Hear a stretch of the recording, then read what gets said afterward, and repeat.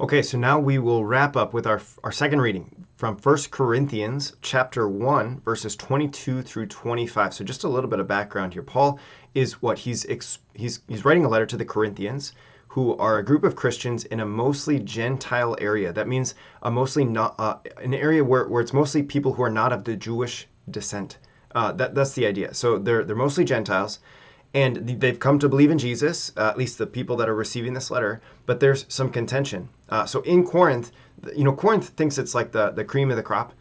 It thinks it's as good as Athens or as good as Alexandria, these places of like intellectual sophistication. It thinks it's as good as Greece, like this place of athletic sophistication, whatever, excellence, whatever. And so like Corinth has, we could say, something of a big head. And with the big head, anytime someone converts, they still might have struggles with pride, with different things going on. And so people in Corinth they're starting to pick on Paul a little bit ultimately. And not that Paul minds, but what it does do is it undercuts his authority that Jesus has given to him, his authority as an apostle, like a bonus apostle in some ways.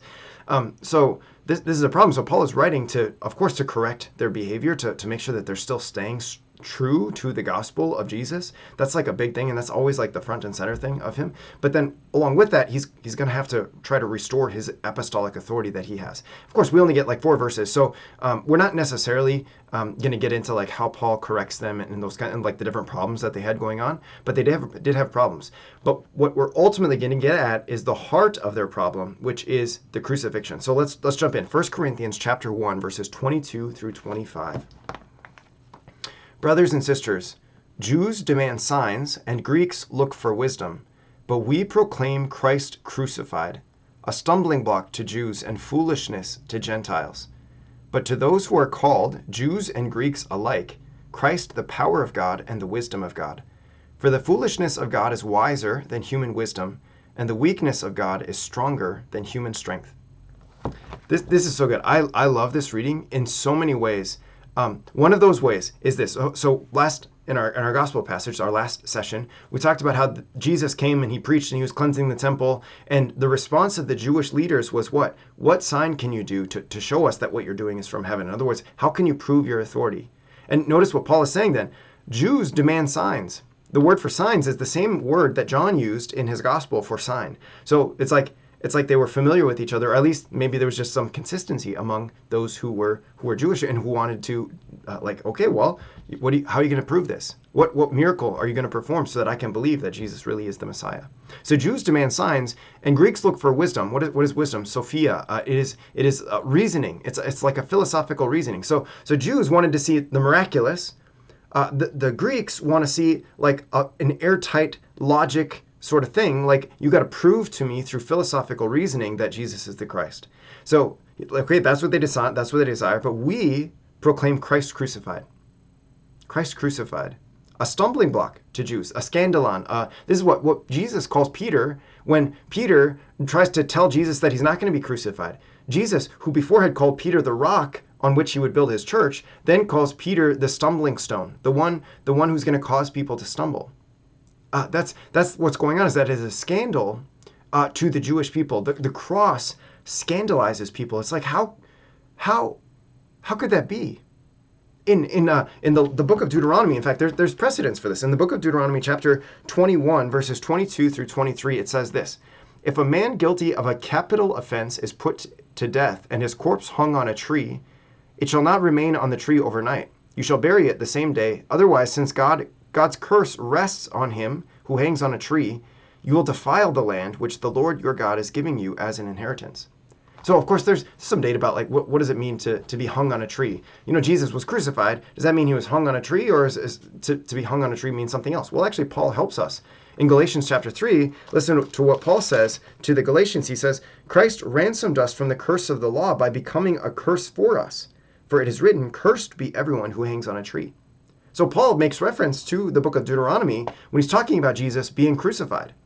And so, of course, that's a stumbling block for the Jewish people who are so familiar, like all the Jews. So the Sadducees and the Pharisees had disagreements about which books should be considered scripture. But all of them agreed that the first 5 books, the Torah, of course, that's scripture. And so all of them would have been very familiar with the book of Deuteronomy and would have known that there's a curse upon anyone who hangs on a tree.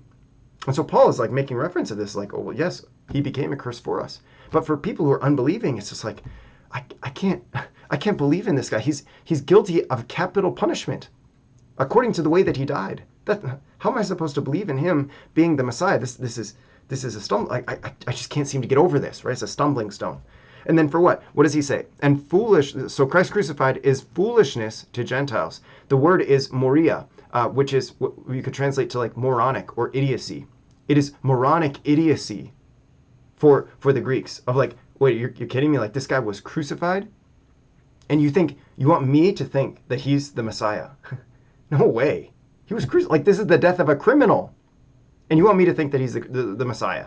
No chance. You see so for those who are hearing this and it's like, okay, well, I can't seem to get past the scriptural curse placed on this man, or I can't seem to get past, I don't even want to get past the reality of this guy being a criminal. Like that's foolishness, right? But to those who are called, and this is something I love about Paul, is like, look, it's all about God's election of us. If he's called you, you'll believe this. You'll be offered it. And if he's called you, you'll believe this. Like he doesn't try to convince people like, no, you got to believe this. And to be sure, Paul does try to convince people. Like he goes into the synagogues and he tries to convince people that Jesus is the Christ, because he's trying to well, I don't know if God has called you, and so like let me try to unlock some things for you in your mind so that maybe you can get over the stumbling stone. But if you're not called, if you're not going to believe, well, then it's going to be a stumbling stone. It's going to be foolishness. But for those who are called, Jews and Greeks alike, Christ, the power of God and the wisdom of God. It is Jesus' power for those who are called. He is wise for those who are called. For the foolishness of God is wiser than human wisdom. The moronic idiocy of God is wiser than human wisdom. Isaiah chapter 55 talks about how God's ways are above our ways. That as high as the heavens are above the earth, so high are his thoughts above our thoughts and his ways above our ways.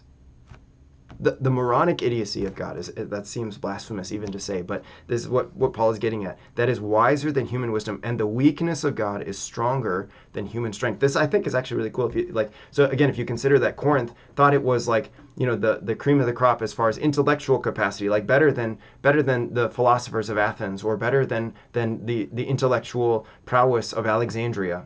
What does he say? No, the foolishness of God is wiser than any of that. So don't even bother trying to aspire to those places. Instead, aspire to know Jesus and him crucified.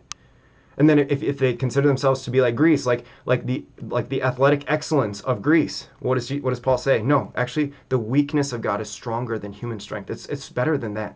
So don't even bother trying to aspire to their athletic excellence. Instead, aspire to know Jesus Christ and him crucified. Because later on he'll say that, actually in chapter 2 he'll say, this is the only thing that we desire to know among you was Jesus Christ and him crucified, because that is what saves us. The cross is what saves us. And so don't bother trying to be as good as the people over here, or don't bother trying to be as good as the people over here. Only bother with Jesus Christ and him crucified, and allow him to transform your way of thinking, allow him to transform your way of living. So that the cross doesn't have to be a stumbling block. It also doesn't have to be foolishness, but instead it can be power, it can be wisdom, it can be salvation. Oh man, so good. So good, you guys. I'm delighted. Thank you for sharing this time with me, and I look forward to sharing next week with you. God bless you.